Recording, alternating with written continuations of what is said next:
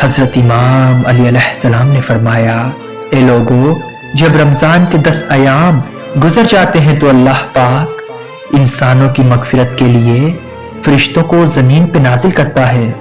جو ہر گھر جا جا کے انسانوں کو دیکھتے ہیں کہ جو انسان روزہ رکھتا ہے، اپنے گناہوں کی معافی مانگتا ہے،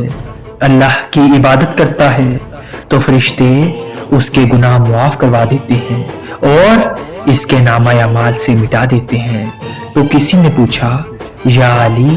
ہم ایسا کیا کریں کہ گناہوں کی معافی بھی مل جائے اور دعائیں بھی قبول ہو جائیں؟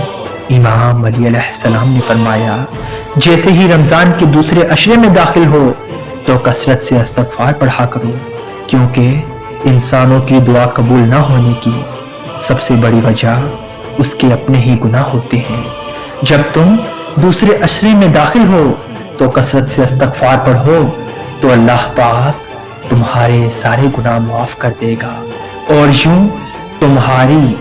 دعائیں اللہ کے دربار پہنچ کر قبول ہونے لگیں گی، انشاءاللہ قبول ہونے لگیں گی، انشاءاللہ۔